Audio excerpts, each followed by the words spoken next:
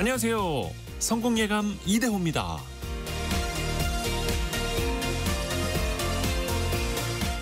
여러분은 어떤 색깔을 가장 좋아하세요?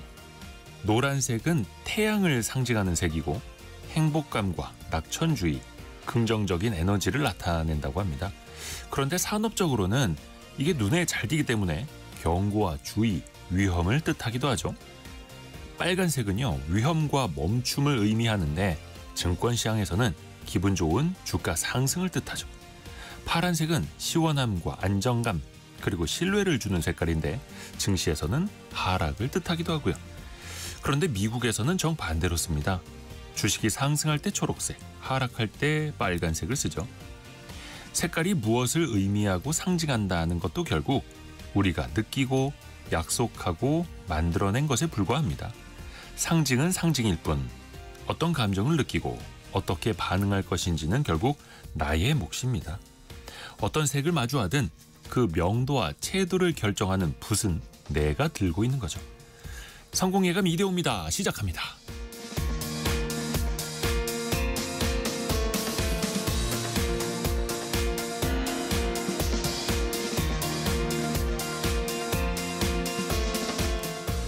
안녕하세요. 이대호입니다. 7월 30일 수요일 아침 오전 9시 6분입니다. 아침이라고 해도 되죠? 예. 지금 이제 출근하시는 분들도 또 계실 테니까요. 지금 벌써 출석해 주신 분들, KBS 콩이나 샵 9730 들어와 계신 분들, 각 지역의 온도를 말씀해 주고 계시네. 우리 지역 오늘 최고 기온이 얼마란다. 이렇게 뜨겁습니다. 여기에 온도차도 커지고 있는데요. 오늘의 경제상식 퀴즈 정답은 세 글자인데요. 전세시장의 온도차는 커지고 있습니다. 서울 아파트 전셋값은 지난 2년간 11% 이상 올랐는데요. 전국의 연립, 다세대 주택의 전셋값은 오히려 떨어진 곳이 많아요. 부동산 중개업체 집토스에 따르면요. 전국의 약 32% 지역에서 보증금이 하락했다고 합니다. 인천, 대전, 대구 등 비수도권 광역시에서 특히 그 비율이 높았다고 하네요. 아무래도 보증금이 떨어지면, 이 전세가가 낮아지면 집주인은 돌려줘야 할 금액이 늘어나니 부담이 되죠. 그래서 또 세입자 입장에서는 전세금을 제대로 못 받아내면 어쩌나 불안감이 커지고 있고요. 이렇게 세입자가 맡긴 전세 보증금보다 현재의 전세가가 더 떨어져서 보증금 반환이 어려워지는 현상을 세 글자로 뭐라고 부를까요? 조금 어렵죠. 나금혜님, 보증금 아니고요. 아직 정답이 안 올라오고 있습니다. 어려웠던 것 같습니다. 보증금은 아니고 전세 앞에 거꾸로라는 뜻의 한 글자가 붙죠. 그렇게 해서 이게 될 경우에는 집주인들이 결국에는 대출을 받아서 돈을 내줘야 하는 그런 현상에 처하게 되는데요.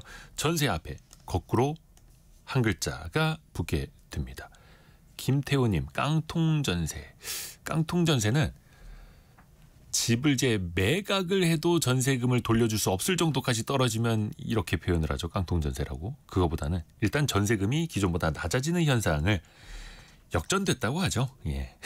짧은 문자 50원, 긴 문자 100원이 드는 샵 9730이나 KBS 콩으로 보내주시면 되고요. 추첨을 통해서 다양한 선물 보내드리고 있습니다. KBS 콩, 또 유튜브를 통해서도 스튜디오 같이 하실 수 있고요. 성공예감 이대호입니다. 자주 검색하시면 성공이 가까워집니다.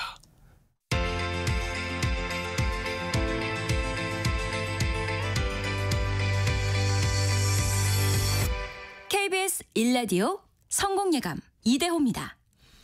오늘의 경제뉴스 동아일보 백상경 기자, 한국경제신문 강영현 기자와 함께합니다. 안녕하세요. 안녕하세요. 자, 어떤 소식 준비했는지 백상경 기자부터요? 네, 먼저 증시 그리고 환율 상황 먼저 살펴보고요. 이어서 세무당국이 주가 조작을 하거나 먹튀하는 기업들 세무조사에 나섰다는 소식까지도 알아보겠습니다. 다음은 또 이재명 대통령이 이 산업재해 사고 기업에 대해서 강력한 제재를 예고를 했는데요. 이것도 함께 알아보겠습니다.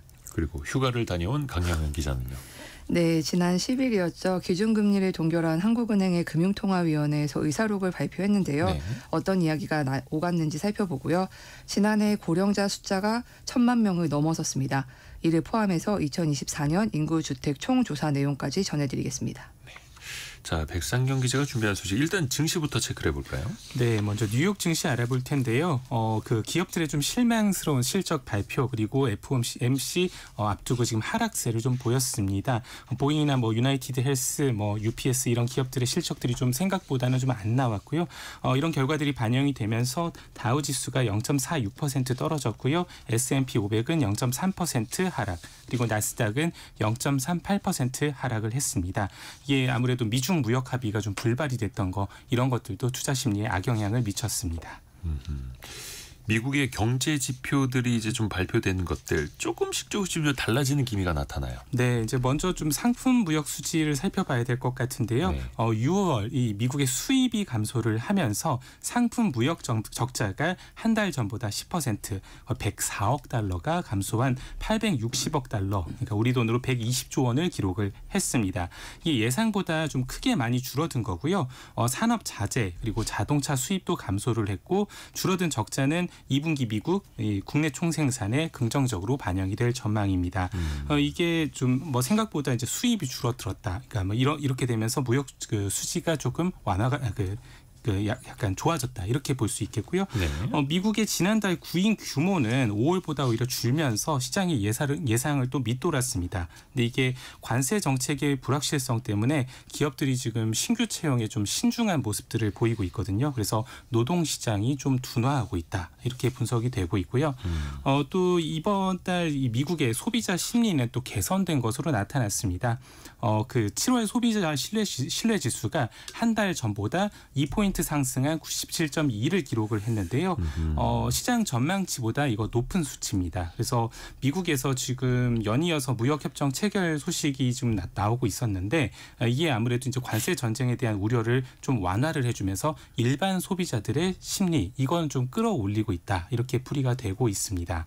또 우리 코스피 코스닥 상황도 좀 알아보면요. 네. 지금 9시 2분 기준으로 코스피가 0.23% 오른 3,238.1 그리고 코스닥이 0.15% 오른 3,230대에서 805.68에서 지금 그 개장을 했고요. 코스닥도 3천 갔으면 좋겠네요. 네, 네 그렇게 되면 엄청난 신날 겁니다. 아주 신날 엄청난 겁니다. 일들이 벌어질 텐데요. 네, 지금 그렇게 지금 개장을 좀 약간 강보합 상태입니다. 상황으로 네.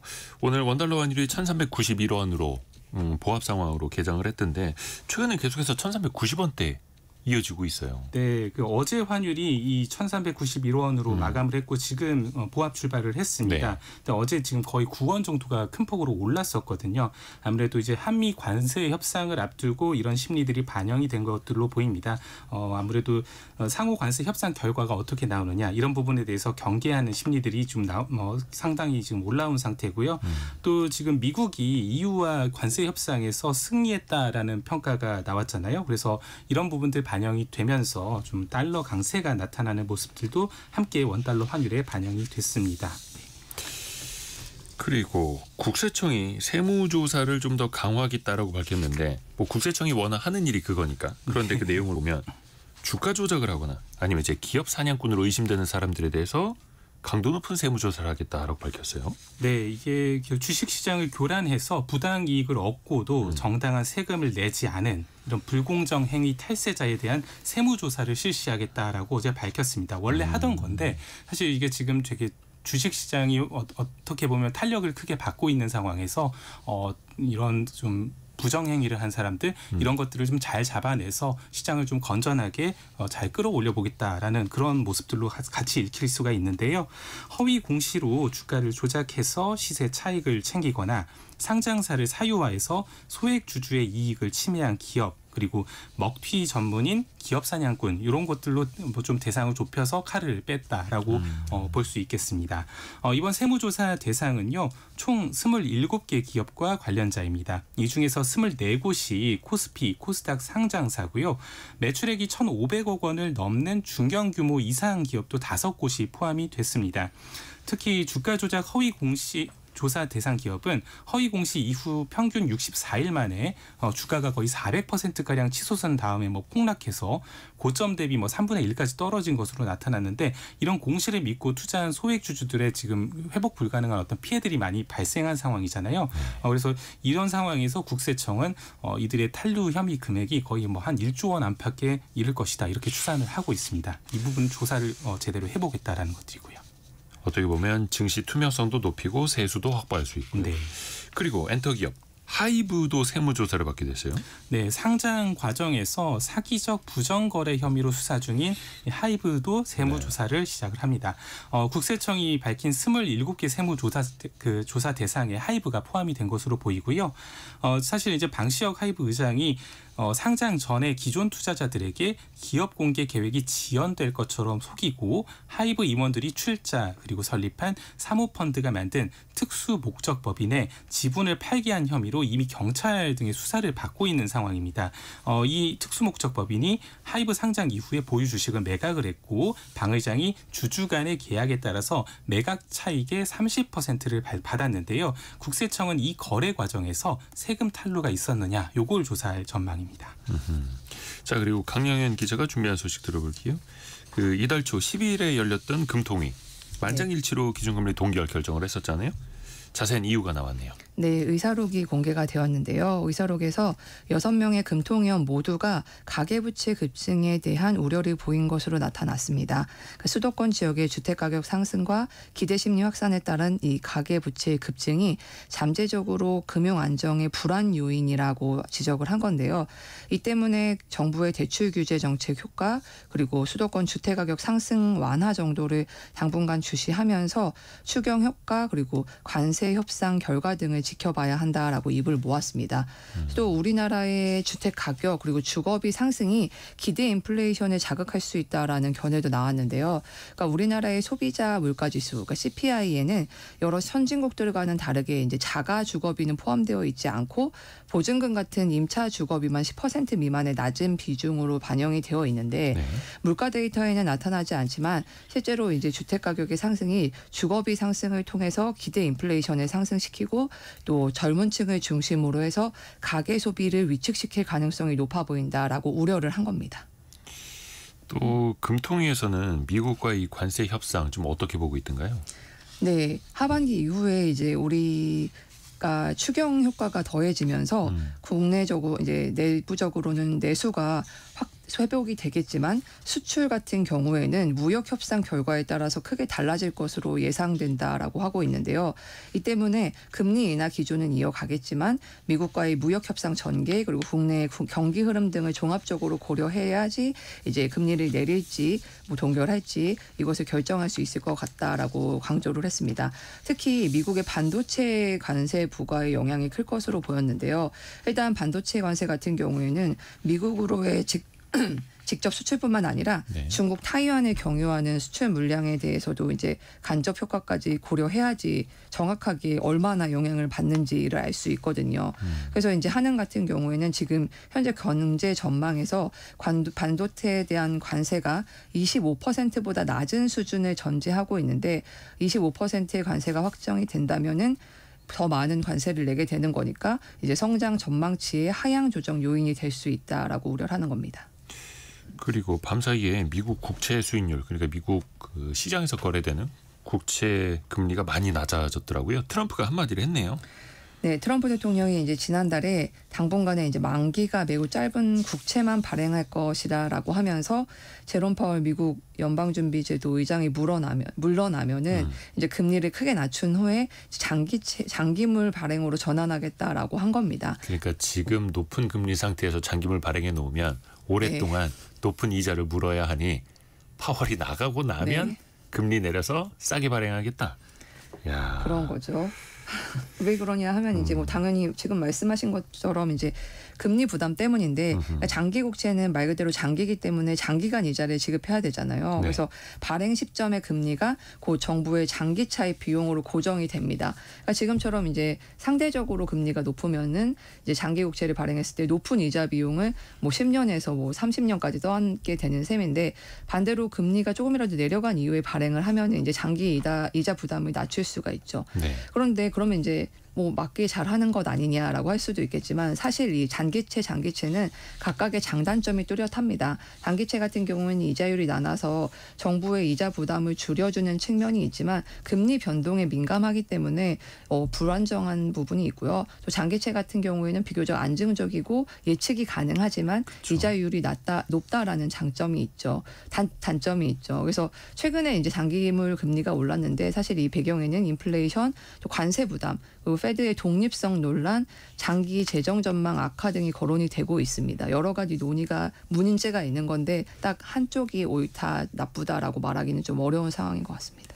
이게 국채 시장도 어쩔 수 없이 이제 수요와 공급의 영향을 받잖아요. 그럼 이제 시장 입장에서는 이게 예측 가능하냐 또 봐야 하는데 전통적인 관행과는 많이 다른 모습이기도 해요. 사실 이게 정부가 하는 일이잖아요. 그냥 예. 시장에서 이익을 보려고 하는 행동이 아니고 정부이기 때문에 과거에 미 재무부 같은 경우에는 장기적이고 예측 가능한 방식으로 채권을 발행해 왔습니다. 그렇죠. 왜냐하면은 정부가 시장을 이제 좀 고려해서 재려고 들면은 투기적 수요와 불확실성이 커지게 되고 또 장기적으로 봤을 때 오히려 국채 금리를 끌어올리는 부작용이 나타날 수도 있다는 이유 때문이었는데 그런데 이번에 이 트럼프 정부 같은 경우에는 금리의 흐름을 살피면서 발행 시점을 조율하는 시장 타이밍 전략을 구사하고 있는 겁니다.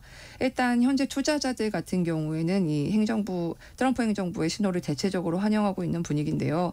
왜냐하면 이제 장기 국채 발행이 늘어나게 되면은 이미 부담이 커진 채권 시장에 추가 압박이 될 수 있다라는 우려 때문입니다. 네. 하지만 이제 미국 행정부가 단기물에 지나치게 의존을 하게 되면 재정 리스크가 커질 수 있다라는 경고도 나오는데요. 특히 시장 타이밍을 노린다는 정부의 메시지 자체가 오히려 국채 대량 매도를 부를 수 있다라는 지적도 나오고 있습니다. 그러게요. 우리나라 기획재정부 같은 경우에도 그래서 이제 국채 발행량을 미리미리 예고를 하잖아요. 시장이 예상을 하고 대응할 수 있게. 일단은 트럼프 대통령 입장에서는 좋게 말하면 유연한 건데. 파월을 바꾸고 예. 머릿속에서 항상 파월 저 사람 언제 나가나 이 생각만 하고 있다라는 거. 자, 백상경 기자가 준비한 소식 또 하나 들어볼게요.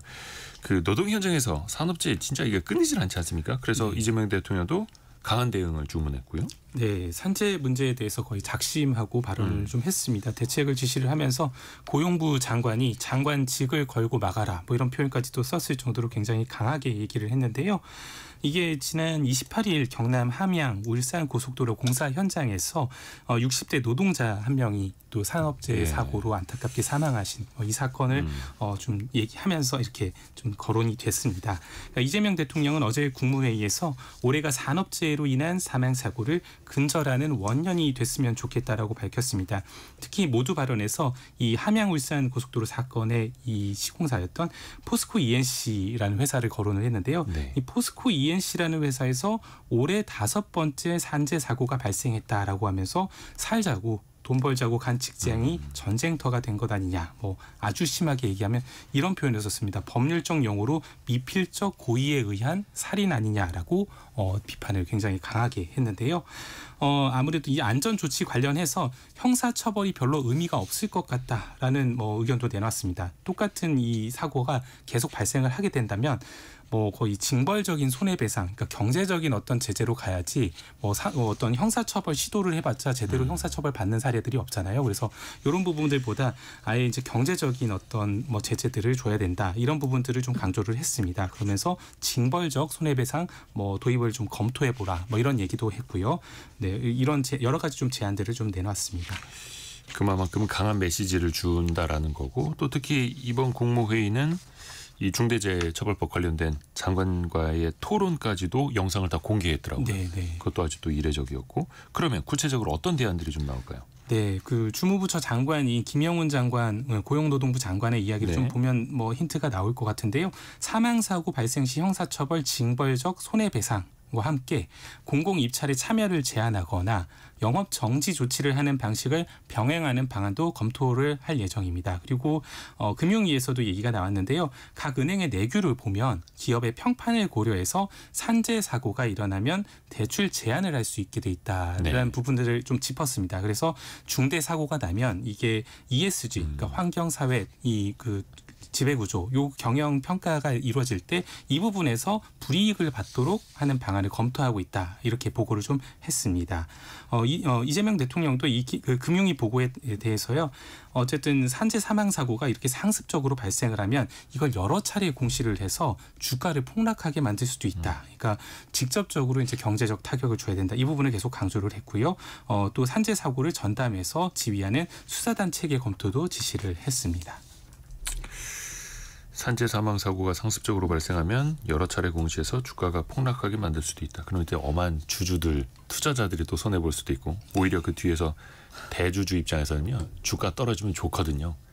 상속세 증여세가 낮아지니까 그런 측면도 좀 양면적으로 생각을 해볼 필요가 있습니다. 자, 그리고 대통령이 거론한 포스코 ENC. 여기는 작업 중단에 들어간다고 밝혔어요. 네, 어쨌든 대통령이 직접 거론하기도 했고 당장 이번 직접적인 사고가 발생한 곳이기도 합니다. 그리고 이 현장에서 사실 지금 올해 들어서 근로자 4명이 숨지고 1명이 다쳤거든요. 그래서 굉장히 종류도 다양합니다. 아파트 추락 사고 그리고 그 공사 현장의 붕괴 사고 이런 것들도 발생을 했고요. 고속도로 공사 현장에서 근로자가 천공기에 끼이는 이번 사고까지 굉장히 여러 가지 종류의 사고들이 계속 발생을 하면서 여론의 큰 질타를 받고 있습니다. 그래서 정의민 포스코 ENC 대표가 직접 어제 기자회견 열어서 공식적으로 사과를 했고요. 전사적인 긴급 안전 점검을 실시를 해서 안전이 확실하게 확인되기 전까지는 무기한 이 작업을 중단을 하겠다라고 발표를 했습니다. 외부 안전 전문가 기관 다 합쳐서 이제 TF를 꾸려서 해결책을 좀 찾을 방침이라고 합니다. 다른 회사들도 이게 남의 얘기라고만 봐서는 안 되겠죠. 자, 강영은 기자가 준비한 소식. 65세 이상 인구가 처음으로 1,000만 명을 넘었어요. 네, 통계청이 발표를 했는데 지난해 고령 인구가 1,012만 2천 명으로 집계가 돼서 1년 전보다도 51만 명이 늘었습니다. 약 5% 넘게 증가한 건데요. 고령 인구가 1,000만 명을 넘은 건 이번이 처음입니다. 그러니까 가구로 봤을 때는 전체 가구의 3분의 1 정도의 고령자가 있었고요. 그러니까 3집 중에 1집꼴로 고령자가 있는 겁니다. 네. 고령자만 있는 가구도 전체의 20%에 달했고 또 10집 중 1집 정도는 고령자 1인 가구인 것으로 나타났습니다. 전체적으로 봤을 때도 나 혼자 사는 1인 가구 역시 작년에도 늘었는데 전체 가구의 36%가 해당을 했습니다. 역대 가장 높은 비중인데요. 아무래도 결혼이 줄고 또 고령화로 인해서 혼자 사는 가구가 늘어나면서 1인 가구가 계속해서 역대 최대치를 갱신하고 있습니다. 65세 이상 인구가 1,012만 명을 넘었다. 또 집과 관련된 통계도 나왔죠. 네, 지난해 11월 1일 기준으로 했을 때 전국의 총 주택이 2천만 호 정도로 나왔고요. 1년 전보다 32만 호 정도 늘었는데 죄송합니다. 네. 주택 증가율 자체는 둔화세를 보였습니다. 주택의 65%는 아파트 여전히 선호도가 높은 것으로 네. 나타났고요. 단독주택이 20% 그리고 연립이나 다세대 주택이 15% 정도를 차지를 했습니다. 주택 중에서는 8%가 빈집으로 나타났는데 이게 사람이 살지 않는 주택을 말하는데 신축 주택이나 매매, 임대, 이사, 미분양 이런 사유로 일시적으로 있는 빈집도 포함이 된 것이라는 것을 고려하시면 좋겠고요. 또 건축이 된 지 30년 이상이 된 빈집의 비율이 높은 지역은 전남, 경북, 전북 이 순으로 나타났습니다. 또 주목할 만한 게 결혼 비용과 관련된 조사도 있었어요. 네, 이건 한국소비자원 조사 결과인데요. 네. 전국 14개 지역에서 결혼 서비스 업체 515곳을 대상으로 해서 지난 6월에 결혼 서비스 비용을 조사한 건데 네. 일단 전국 평균 결혼 서비스 비용이 2,075만 원, 2달 전보다는 소폭 하락한 것으로 나타났습니다. 지역별로 봤을 때는 당연하다고 생각하실 수 있을 것 같은데 서울 강남이 여전히 3,300만 원대로 가장 높았고요. 경상도가 1,100만 원 선으로 가장 낮은 것으로 나타났습니다. 결혼식장 비용에서 가장 큰 게 식대인데요. 네. 대략 70% 정도를 차지한다고 하는데 전국 평균 1인당 식대는 5만 8천 원인데 서울 강남은 8만 3천 원. 서울의 다른 지역은 7만 원, 경상도가 4만 2천 원으로 가장 저렴을 했습니다. 결혼 준비 과정에서 추가되는 게 50여 개에 이른 옵션 비용이 있는 것으로 나타났습니다. 대표적으로 뭐 본식 촬영비나 생화 꽃장식 이런 것들인데 이건 역시 굉장히 부담 요인으로 작용하고 있는 것으로 나타났고요. 이번 조사 결과에서 보면은 업체의 36%만 가격 정보를 공개하고 있는 것도 문제로 지적이 됐는데요. 아무래도 소비자들이 객관적인 비교를 하기 어렵다라는 지적이 나왔습니다. 결혼식장, 식대 전국 평균 58,000원. 서울은 평균 7만 원대. 봉투 5만 원 내서는 이제 안 되는 시대. 10만 원대요. 예, 그러게요. 참 부담이 같이 또 커지고 있습니다. 한국경제신문 강영현 기자, 동아일보 백상경 기자 함께했습니다. 고맙습니다. 감사합니다.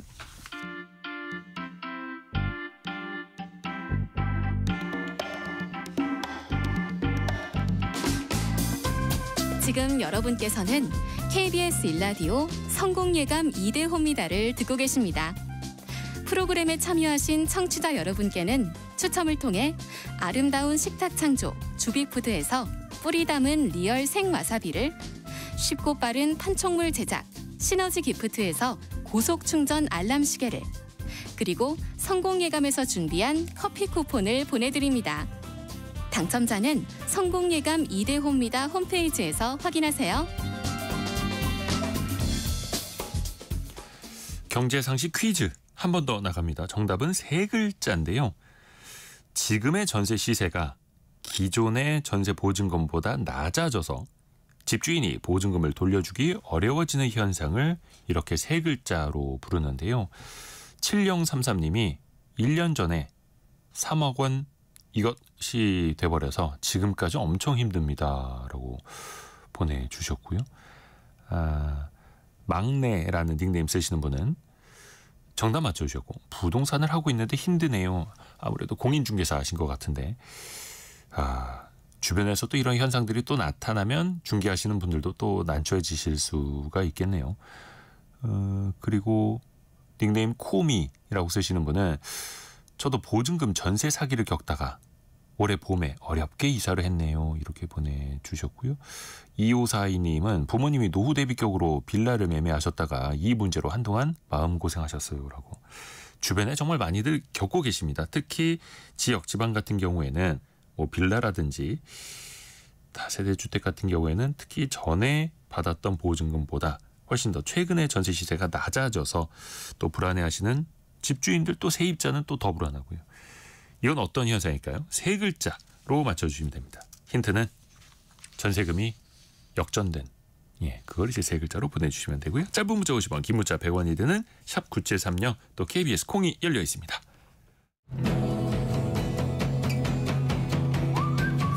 오늘의 움직임에 주목하고 세상의 흐름을 놓치지 않습니다. 여러분의 내일을 응원하며 성공의 열쇠를 함께 찾아갑니다. 성공예감 이대호입니다. 3202님이요. 오전 7시부터 에어컨 틀었어요. 라고 보내주셨는데, 예전 같았으면 무슨 아침 일찍 이렇게 에어컨을 틀어요? 라고 할 때는 요즘에 이해가 갑니다. 아침에 일어났는데도 더워요. 그리고 0238님이 태백은 해가 지면 추워서 온수 매트를 들고 자요. 태백으로 놀러오세요. 라고 보내주셨는데, 오늘 아침에 뉴스 들으니까 태백에도 올해 처음으로 폭염주의보 내려졌다 하더라고요. 한낮에는 또 태백도 더울 수밖에 없는. 그런데요, 사람만 힘든 게 아닙니다. 가축들도 쓰러지고 있는데요. 더위 때문에 폐사한 가축만 해도 올해 100만 마리를 넘었다고 합니다. 지난해보다 10배나 늘었다고 하는데요.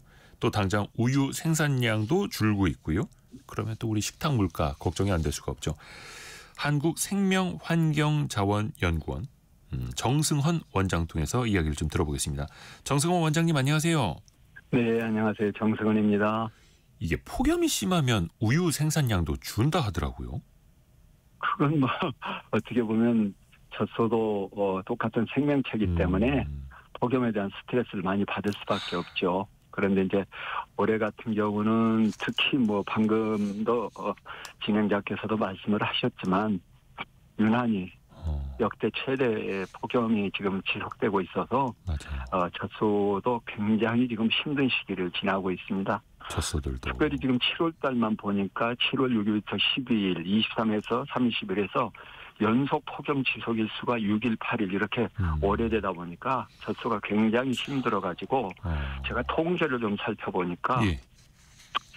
일반적으로 젖소는 생명체여서 이제 이게 원유 주기가 있거든요. 예. 이게 6월부터 8월까지가 원유가 줄어요.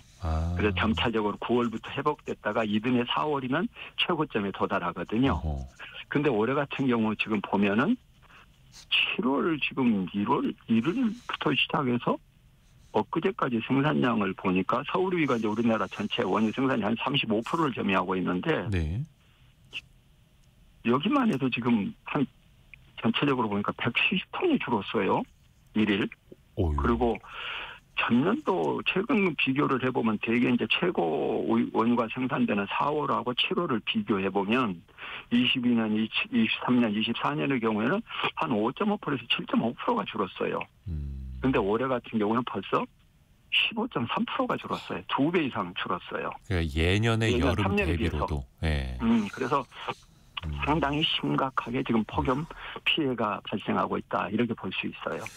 특히 이제 밖에서 혹은 이제 축사에서 키우는 가축이 젖소만 있는 건 아닌데 유독 맞아요. 젖소가 폭염에 좀 취약한 이유가 따로 있을까요? 일반적으로 이제 각 동물들은 생육에 대한 적온이 있는데 적당한 온도가. 예. 젖소 같은 경우는 한 5내지 24도가 적온이에요. 그리고 이제 고온에 대한 임계 온도가 27도여서 27도가 넘어가면 그때부터는 사료 먹는 양을 일단 줄여요. 그러다 보면 상대적으로 당연히 이제 산유량이 감소되고 여러 가지 번식 능력도 이제 줄어들게 되고 심하면은 이제 유산도 일어나고 더 심해지면 이제 폐사까지 일어나는 굉장히 이 고온 스트레스에 대해서 취약한 가축이라고 볼 수 있지요. 젖소가 견딜 수 있는 임계 온도가 27도라는 거 처음 이제 배웠네요. 그렇습니다. 굉장히 낮아요. 다른 동물에 비해서. 네. 그러면 이제 축사에서 뭔가를 조치를 해야 될 것 같은데 지금 예. 어떻게들 하고 계시나요? 농가에서는? 근데 이제 일반적으로 보면은 이제 축사는 두 가지 형태가 있어요. 개방형 축사가 있고 밀폐형 축사가 있고. 근데 이제 젖소 같은 경우는 개방형 축사예요. 예. 열려 있는 축사가 외부 공기하고 이렇게 예. 유통이 되는 자연 환기가 되고 있지요. 네네네. 그래서 사실상은 외부 이런 기후 조건 변화에 대해서 컨트롤하기가 쉽지가 않아요. 밀폐형이 아니기 때문에. 그러나 이제 지금 이와 같은 상황이 되면은 이제 여러 가지로 이제 뭐 축사 지붕에다가 그늘막을 만든다든지 아니면 환풍기를 통해 가지고 대량으로 공기를 불어넣는다든지 아니면 여러 가지 물 저기를 해가지고 분무 안개 분무식으로 이런 식으로 해서 물을 뿌려준다든지 아니면 뭐 열을 좀 낮춰줄 수 있는 여러 뭐 첨가제를 준다든지 아니면 면역 증진제를 준다든지 아니면은 저사료를 좀 소화시키기 좋은 양질의 저사료를 준다든지 하는 다양한 노력을 하는데 이와 같이 온도가 지금 뭐 38도 9도 올라가 버리면 참 사실은 굉장히 그런 것도 효과가 별로 없습니다. 그러겠네요. 아마 소들도 너무 힘들어할 거고 또 왜 한 공간에서 너무 많은 소를 이제 몰아서 키우는 경우도 있다 보니까 맞아요. 소들도 이제 붙어 있으면 더 힘들 거 아닙니까? 맞아요. 그래서 이제 일반적으로 이제 축산법에서는 예. 적정 사육 밀도를 주고 있어요. 말하자면 일정한 공간에 몇 마리 이상을 키우면 안 된다. 네. 그래서 축사는 허가 조건이거든요. 그게. 근데 젖소 같은 경우는 보통 한 마리당 최소한 2.5평에서 5평 요 정도거든요. 밀도가. 예. 근데 이제 이게 밀도가 높아지면 높아질수록 이제 스트레스가 심해지겠죠. 특히 이제 이렇게 고온이 되면은 더더욱 스트레스가 심하대요. 그래서 한 10 내지 20% 정도 이렇게 고온이 되면 밀도를 낮춰주기만 해도 고온 스트레스를 좀 줄여서 생산성에 좀 좋은 영향을 줄 수 있겠죠. 사람도 마찬가지로 더울 때는 아유 가까이 오지 마 맞아요. 떨어지자라고 하는 것처럼 젖소들도 예. 속으로 그렇게 생각하고 있을 텐데요. 맞아요. 그러면 당장 앞에서 말씀하신 것처럼 네. 우유 생산량이 많이 줄었고 그러면 이게 예. 또 결국에 우유 가격 상승으로 이어질 수밖에 없을까요? 어떻게 보세요?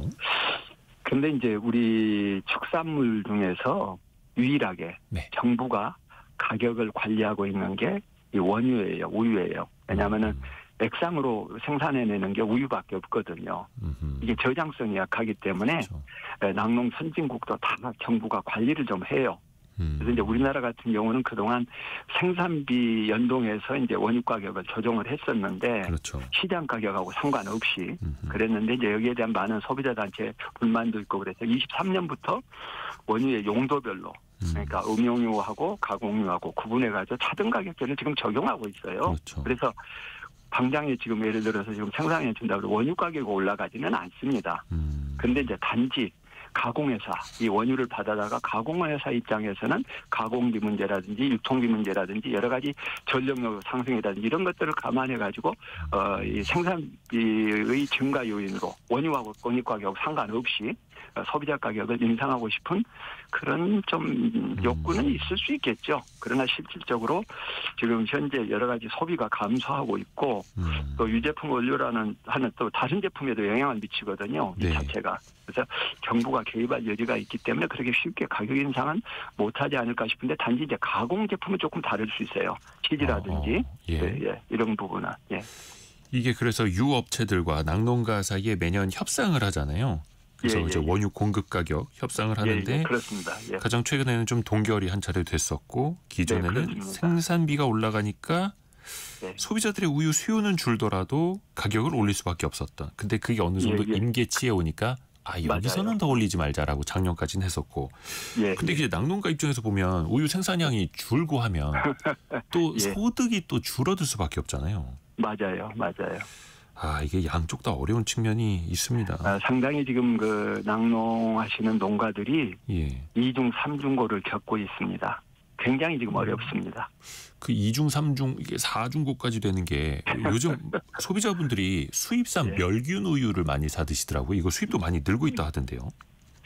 사실은 과거에만 해도 2015년까지만 해도 멸균이라는 것이 개념이 없었어요. 우리나라에 수입도 안 되고 거의 현재도. 그런데 이제 가장 이제 조금 이게 멸균유가 늘어나게 된 게 그 코로나 때였어요.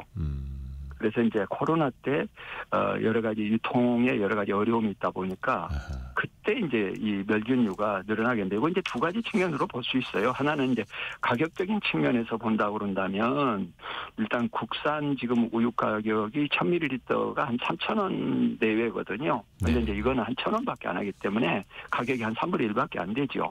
그래서 이제 가격적인 측면이 하나 있는 거고 이제 유통 기간이 또 하나 있어요. 네. 일반적으로 우리나라 우유에 비해서 유통기한이 너무 길어요. 1년 정도 돼요. 1년. 그렇기 때문에 1년이요. 예.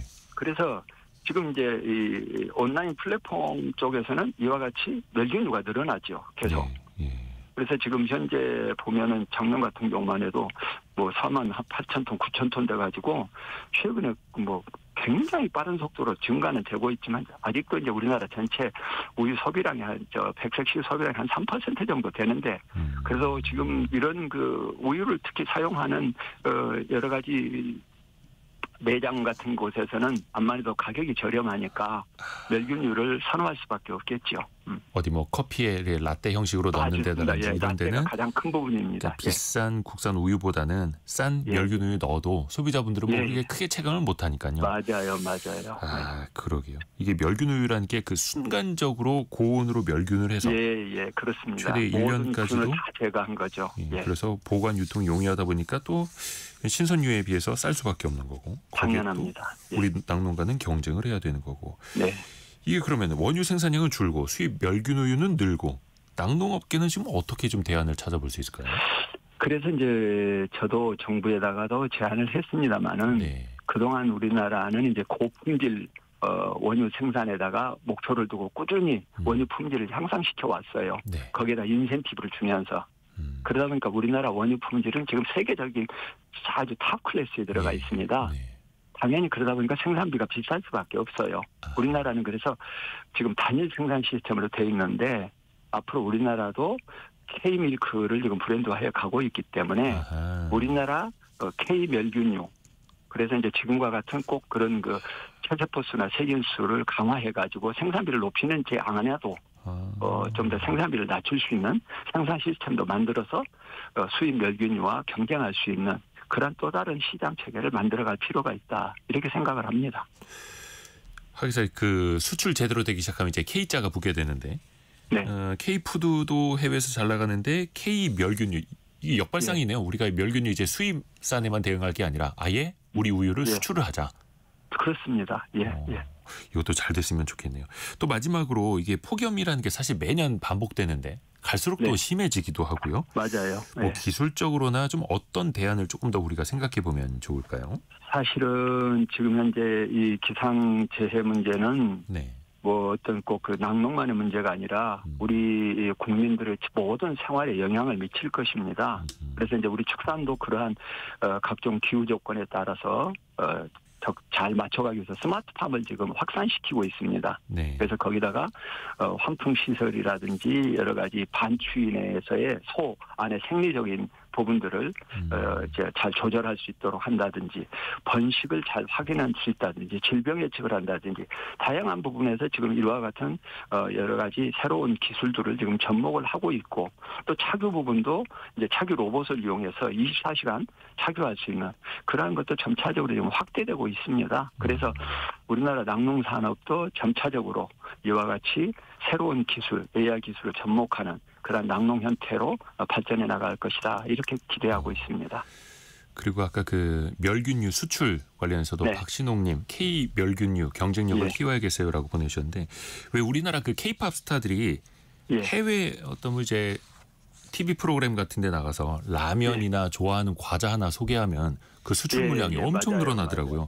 그래서 우리 K-팝 스타들이 해외 공연 갈 때 멸균류 유통기한 긴 거 갖고 다니면서 마시면서 홍보하고 그러면 야 이거 끝내주겠네요. 맞습니다. 그러면 대박입니다. 그러게요. 오늘 한국생명환경자원연구원 정승헌 원장님과 함께했습니다. 고맙습니다. 예, 감사합니다. 라디오 정보센터 다녀옵니다. 고윤철 경제부총리가 미국 도착 직후부터 미 상무장관을 만나 협상을 가졌습니다.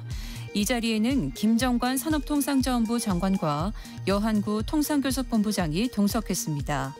앞서 러트닉 상무장관은 한국협상단에 최종 협상안을 요구한 것으로 전해졌습니다. 미국과 중국의 3차 고위급 관세 협상이 끝났습니다. 양측은 일단 90일간 관세 휴전을 연장하기로 잠정 합의했습니다. 트럼프 대통령은 올해 안에 중국 시진핑 주석과 만날 수 있을 거라고 말했습니다. 국제통화기금 IMF가 올해 한국의 경제 성장률을 석 달 만에 1%에서 0.8%로 0.2%포인트 하향 조정했습니다. 반면에 미국과 유럽, 일본의 성장률 전망은 소폭 상향 조정했습니다. 김건희 특검팀이 어제 출석 요구에 응하지 않아 오늘 다시 나오라고 통보한 윤석열 전 대통령이 또 불용할 경우 강제 수사에 나설 수 있다고 경고했습니다. 지금까지 라디오 정보센터 뉴스 정원나였습니다.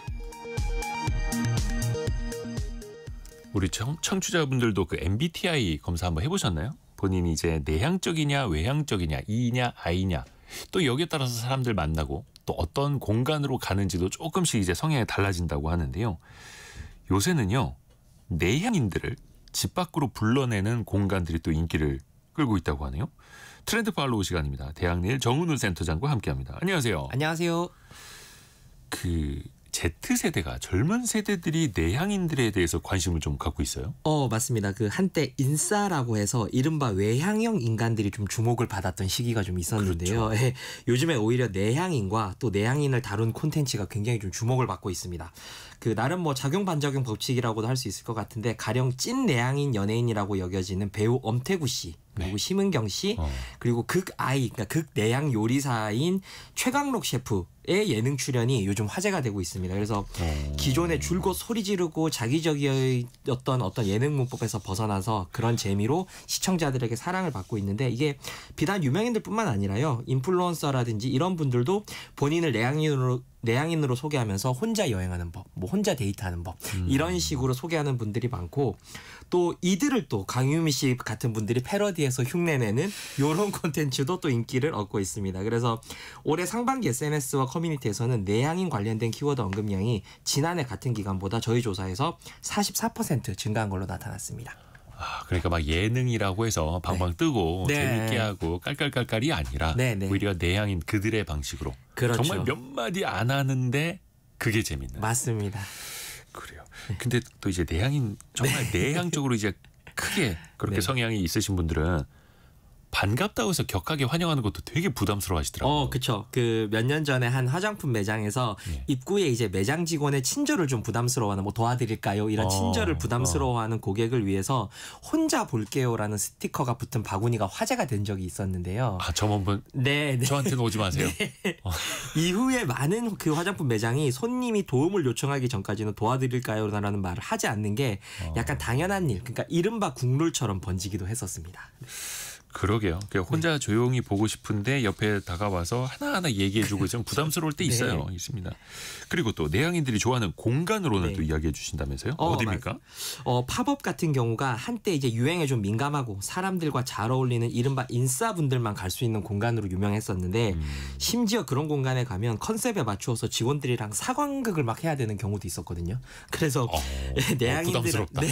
생각만 해도 약간 부담스러운 내향인들에게는 그 이른바 기빨리는 공간이었는데 요즘은 이제 이게 좀 변하고 있습니다. 한 가전제품 브랜드에서 집안생활 관련된 팝업을 했는데 여기는 직원들이나 스태프들의 개입이 굉장히 최소화되어 있어서 혼자만 둘러볼 수 있는 지도를 제공을 한다라거나 방문한 사람이 그래서 조용히 전시를 보듯이 그 보고 돌아오기만 하는, 그래서 낯선 분들과의 소통을 최소화해서 내향인들에게 아주 좋은 팝업이었다라고 하는 반응을 얻고 있기도 합니다. 정말 그분들이 뭐 궁금해하거나 도와달라고 할 때만 직원들이 맞습니다. 딱 가서 도와드리는.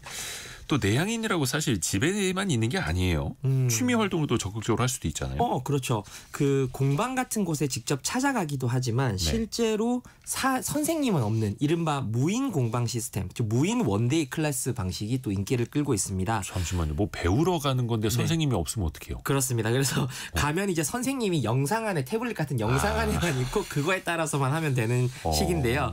사실 이런 아무도 없는 무인 원데이 클래스 방식이 처음은 아닙니다. 그 이 자리에서도 몇 번 설명드렸었는데 코로나 때 많은 공방들이 생존 전략으로 사실 이런 방식을 채택을 했었습니다. 근데 코로나가 끝나고도 내향인들에게 이 방식 너무 좋다라고 이제 해서 환영을 받고 있는 건데, 강사랑 대면이나 어떤 낯선이들과의 그 어떤 대면이 없는 게 특징인데 그래도 같이 배우는 게 낫지 않냐라고 여기시겠지만 이 내향인들은 또 그렇지가 않습니다. 이 커플이나 혹은 혼자 배우러 가게 되는데 아무래도 조용히 이런 그 나만의 어떤 속도로 이걸 배울 수 있다라고 답하는 분들도 많았었고요. 또 향수를 이렇게 조향하는 클래스 같은 경우에 오히려 나만 혼자 조용히 원료에 대해서 좀 생각해 볼 수 있고 나만의 속도로 어떤 교육 속도를 조절할 수 있어서 굉장히 좋았다라고 하는 긍정 반응이 많이 있습니다. 맞아요. 사람의 성향에 따라서. 홍명숙 님이 약속이 취소됐다는 문자를 받고 미소 짓고 있는 사람 나. 특징이죠. 네. 내향인들 특징이죠. 아, 그런가요? 그리고 3759님은 미용실을 자꾸 안 가게 돼요. 말 시킬까 봐서요. 의외로 많습니다. 네. 그러네. 그래서 피트니스 센터도 안 가신다는 분들 많습니다. 그래서 미용사분들도 그래서 손님의 성향 딱 이렇게 눈치 보고 말씀을 해주시더라고요. 근데 아예 대화가 금지된 가게가 있어요. 그렇습니다. 그 앞서 설명드렸던 것처럼 내향인이라고 해서 집에만 있는 거를 좋아하는 건 아니고 다만 이제 불필요하게 막 사람들이 북적이는 공간을 싫어한다라는 건데 이른바 혼술 뮤직바라고 해서 1인 좌석만 딱 존재를 하고 심지어 지인과 방문을 하더라도 지인과 대화가 금지되는. 그래서 무슨 독서실도 아니고. 네, 그리고 주문은 오로지 그 오픈 채팅방으로만 할 수 있는 그런 형태의 혼술 뮤직바도 있고요.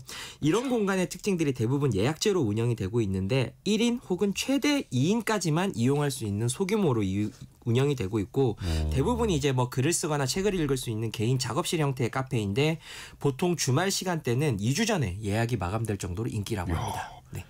뮤직바. 네. 술 마시러 갔는데 친구랑 같이 가도 말을 하면 안 되고 절대 안 된다고 합니다. 근데 이분들은 또 그게 좋아서 가는 거잖아요. 맞습니다. 아무도 말 안 시키고 나 혼자 음악 듣고 술만 마시고 싶고 뭐 글도 쓰고 책도 보고 한다고 합니다. 근데 또 혼자 있는 거는 싫고 사람들이 좀 옆에 앉아 있었으면 좋겠고 이런 거예요.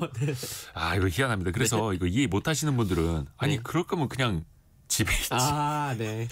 네. 왜 나가느냐 이렇게 할 수도 있을 것 같아요. 근데 아무래도 인간은 기본적으로 남들 어떻게 사는지 혹은 커뮤니티나 유대감에 대한 본능이 좀 있기 때문에 다만 이제 사람들과 사무적으로 기계적으로 요란한 관계를 좀 맺고 싶지 않다 이런 건데요.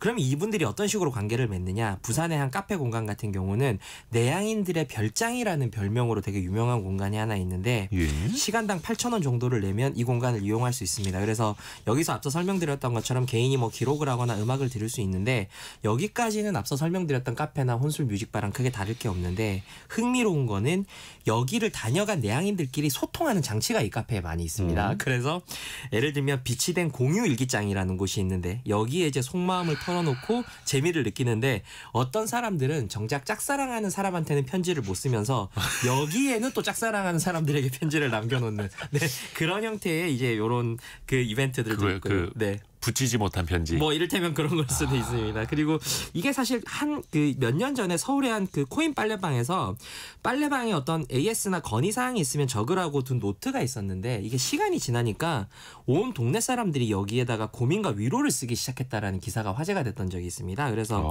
외향인들과 달리 어떤 직접적인 만남이 아니라 이런 간접 네트워킹을 내향인들은 선호한다라고 알 수 있을 것 같습니다. 간접적으로 공유 일기장. 그렇습니다. 고민과 위로를 쓰면서 소통하고. 네. 근데 거기서 누가 갑자기 툭 튀어나와서 우리 만납시다. 네. 와장창. 네. 0151님이 학교 다닐 때 너무 말이 없어서 담임 선생님이 넌 하루에 몇 마디 하니? 이렇게 물었던 기억이 있네요. 네, 많죠 그런 분들. 네. 박미영님은 집에서는 그런 분위기가 안 난다. 맞습니다. 네. 근데 이게 내향인이라고 해서 다 이제 주변 사람들과 거리를 두려는 건 또 아니에요. 그럼요. 예. 그 저희 대학내에서 조사했을 때도 다른 사람들과의 만남을 좋아하는 내향인들도 굉장히 많았는데 다만 이제 관계 맺는 방식이 좀 다르다라고 하는 그 인터뷰들이 많았습니다. 그래서 우연한 만남을 선호한다라고 하는 인터뷰들이 많았는데 뭐 앞서 설명드렸던 그런 카페 같은 경우도 우연한 만남의 공유 일기장일 수 있을 것 같습니다. 그래서 아무래도 사회가 좀 사무적이고 기계적 관계를 해야 하는 형태로 많이 변하다 보니까 이런 것들이 좀 반대급부로 나타나는 게 아닌가라고 저희는 보고 있습니다. 이런 걸 좀 가게에 꾸며보는 것도 방법이겠네요. 아무래도 이게 핵심이 부담감이라고 보시면 될 것 같습니다. 내향인들이 대체로 낯선 관계에서 침묵을 불편하게 여기고 억지로 대화를 이끌어가는데 큰 에너지를 소모하는 걸 부담스럽게 여기는데 이런 부담감이 없는 공간에서 앞서 설명드렸던 것처럼 간접 네트워킹을 맺게 되면 이런 것들이 굉장히 활발해지는데 뭐 칵테일바 같은 경우에 낯선 대화처럼 해서 질문 카드로 대화를 유도하는 이런 프로그램들도 한번 참고해 보실 법할 것 같습니다. 이야. 네. 박미영님이 아까 그 세탁소. 네. 마음까지 세탁하는 세탁소네요. 이렇게 보내주셨고 뭔가 이제 공감할 수 있는 공간을 꾸민다는 거. 자영업 하시는 분들도 네. 한번 또 이용해 보시면 좋을 것 같습니다. 대학내일 정은우 센터장이었습니다. 고맙습니다. 고맙습니다. 자, 2부에서는요 저희가 미국과의 이제 관세 협상 이어지고 있는데 반도체에 대해서 또 따로 품목 관세를 매긴다고 하죠. 그리고 어제는 삼성전자가 그러니까 그저께죠. 22조 원 규모의 파운드리 계약을 맺기도 했는데 오늘 삼성전자 주가도 막 7만 1,000원 넘어섰고요. 잘 가고 있습니다. 앞으로는 어떻게 될까요? 굵직한 이슈 같이 한번 챙겨보시죠. 뉴스 들으시고요. 10시 5분에 금방 다시 돌아옵니다.